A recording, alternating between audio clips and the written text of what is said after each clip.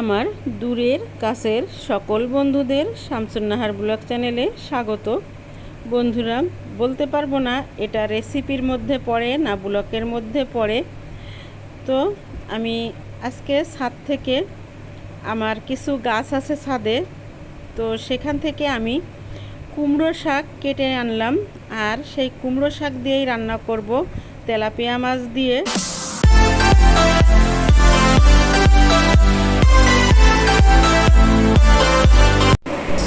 আসসালামু আলাইকুম। চলে আসলাম ছাদে কুমড়ো শাক কাটার জন্য। এখানে দেখতে পাচ্ছ, এখানে আমার একটা কুল গাছ আছে, টক কুল গাছ। সেই কুল গাছের গোড়াতেই একটা কুমড়ো গাছ দেখতে পাচ্ছ। এখানে একটা কুমড়ো গাছ, তো আমি কুমড়ো খেয়ে সেই বিচি ফেলে দিছিলাম। আমি সবসময় কি করি, সবজি কাটাকাটি করলে সেই সবজির চোকলাগুলো আমি ফেলে দেই না, সেগুলো আমি রেখে গাছের গোড়াতে দেই। অনেকেই এটা দেয়। তো এটাতে যেমন আমার গাছের গোড়ার পুষ্টিগুণ বজায় থাকে, আর আমার মাটিও বেড়ে যায়। আমার আর বাড়তি মাটির জন্য চিন্তা করতে হয় না। এভাবেই আমি মাটি তৈরি করে নেই। আমার যে চা পাতিগুলো হয় সেগুলোও আমি ফেলে দেই না। যত রকমের সবজির খোসা হয় সেগুলো আমি সব জমিয়ে রাখি, আর এই গাছের গোড়াতে এনে দিয়ে দিই, যাতে করে আমার গাছগুলো খুব স্বাস্থ্য ভালো থাকে, গাছের পুষ্টি থাকে। তো দেখো, আমি এখান থেকে বড় বড় কিছু কুমড়োর পাতা, এগুলো হয়তো কিছুদিন পরে আর খাওয়া যাবে না, এগুলো আমি ফেলে না দিয়ে এগুলো আমি রান্না করে খেতে পারি। সবাই আমরা এরকম গুঁড়ার পাতাগুলি এগুলো কেটে দিলেও গাছের পুষ্টি থাকে, আগাগুলো ভালো থাকে। তো সেজন্য আমি চিকন চিকন কিছু ডালপালা হয়েছিল সেগুলোও কেটে নিলাম। আর এই শাকগুলো আমি পাতাগুলিও কেটে নিলাম গুঁড়ার থেকে, তা না হলে কিছুদিন পরে এগুলো লাল হয়ে যাবে।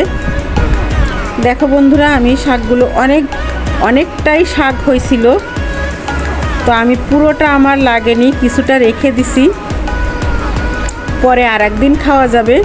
তো আমি কেটে ফ্রিজে রেখে দিলাম। বন্ধুরা, দেখতে থাকো, দেখতে দেখতে তোমাদের হয়তো কোনো এক জায়গায় আমার এই ভিডিওটা ভালো লেগে যাবে। আর ভালো যদি লেগে যায় তাহলে আমার চ্যানেলের পাশেই থেকে যেও। আমাকে তোমরা সবাই একটু সাপোর্ট করো বন্ধুরা, প্লিজ প্লিজ বন্ধুরা, একটা লাইক দিয়ে ভিডিও দেখা শুরু করো। তোমাদের একটা লাইক আমাদের চ্যানেলটাকে অনেক দূর পর্যন্ত এগিয়ে নিয়ে যেতে পারে, আমাদের চ্যানেলটাকে বড় করতে সাহায্য করতে পারে। তো প্লিজ একটা লাইক দিয়ে ভিডিও দেখলে তোমাদের এমন কোনো ক্ষতিই হবে না। তোমাদের কাছে একটা লাইক অন্তত আশা করতে পারি।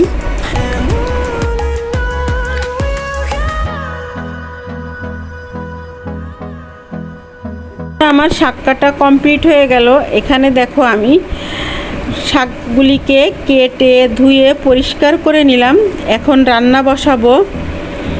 তো আমি তেলাপিয়া মাছ দিয়ে রান্না করব। এখানে দেখো, আমি তেলাপিয়া মাছও ধুয়ে নিলাম, ধুয়ে পরিষ্কার করে নিছি। এটা আমার ফ্রিজে ছিল। এই মাছগুলি দিয়েই রান্না করব। আর নিচে এখানে কয়েকটা কাঁঠালের বিচি, আলু, পেঁয়াজ, রসুন, কাঁচামরিচ। তো আমি চুলাতে কড়াই দিয়ে তেল দিয়ে দিচ্ছি, আর এখানে দিয়ে দেব রসুন, পেঁয়াজ, কাঁচামরিচ, আর দিয়ে দেব আলু, হলুদ, লবণ। এটা দিয়ে আলুটাকে কিছুক্ষণ একটু নেড়ে নিয়ে তারপরে আমি মাছগুলি দিয়ে দেব।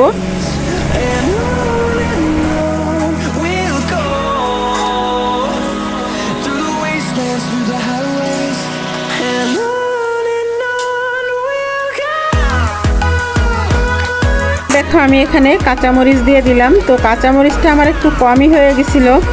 আমরা যেহেতু একটু ঝাল বেশি খাই, কিন্তু আমি কাঁচামরিচটা পরে আরও দিতে চেয়েছিলাম, কিন্তু ওটা আমি ভুলে গেছিলাম। পরে যখন আমার তরকারিটা হয়ে গেল তখন দেখলাম যে কাঁচামরিচ দেওয়া হয়নি। তো এখানে দেখো, আলুটাকে কিছুক্ষণ কষিয়ে নেওয়ার পরে আমি মাছগুলি দিয়ে দেব। মাছগুলি দিয়ে একটু পানি দিয়ে তারপর আমি মাছগুলি তুলে রাখবো। যেহেতু শাক রান্না করব, শাক একটু নেড়ে চেড়ে না রান্না করলে শাকটা মজে না। তো এতগুলি মাছ থাকলে শাকটাকে নাড়া দেওয়া যাবে না, এর জন্য আমি মাছগুলো তুলে রাখবো। তা না হলে মাছগুলো ভেঙে কাটা কাটা হয়ে যাবে।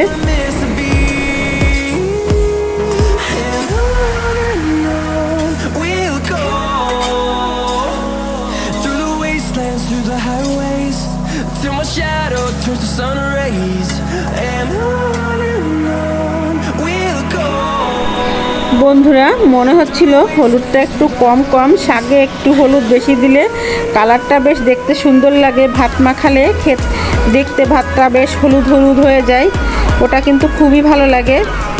তো আমার হলুদটা একটু কম কম মনে হচ্ছিল, তাই আমি আরেকটু হলুদ দিয়ে দিলাম। আর এখন দিয়ে দিচ্ছি পানিটা আমি গরম করে দিলাম। আর পানিটা ফুটে উঠলে আমি মাছগুলিও তুলে নেব।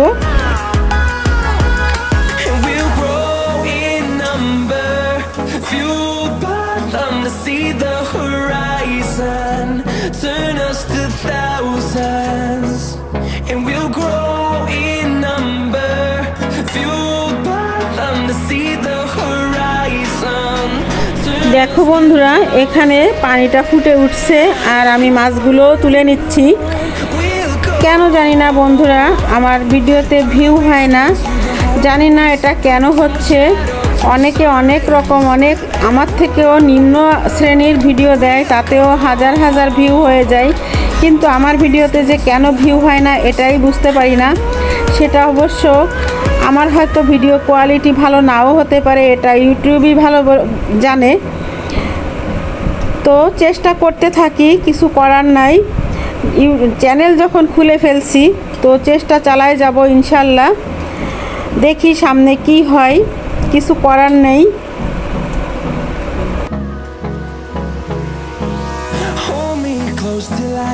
তো দেখো, এখানে আমার সব মাছগুলো তুলে নেওয়া হয়ে গেল।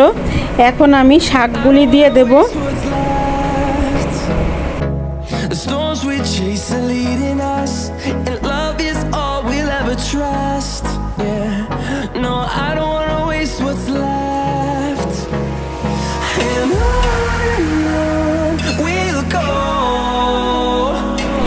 বন্ধুরা, অবশ্যই ধৈর্য ধরে লেগে থাকলে সফলতা হয়তো বা আসবে ইনশাল্লাহ। সেজন্য ধৈর্য ধরে লেগে থাকবো। যদি কোনো দিন আমি যদি বেঁচে থাকি, হয়তো হায়াত মৌতের কথা কিছুই বলা যায় না।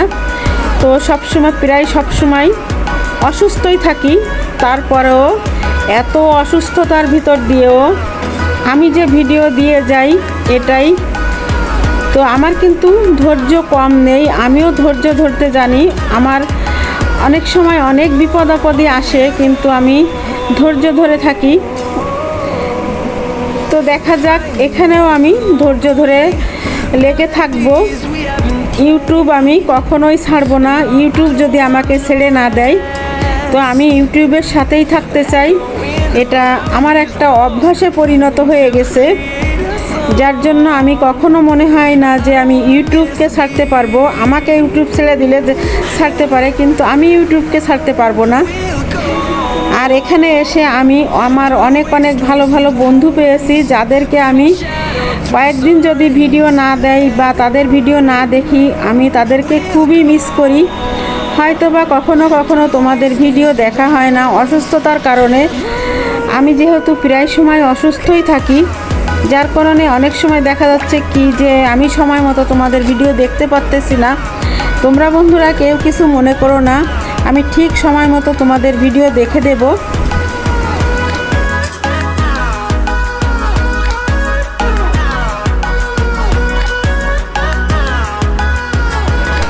বন্ধুরা, আর একটা কথা, তোমাদের যখন সুন্দর সুন্দর কমেন্ট পাই না, তখন খুবই ভালো লাগে।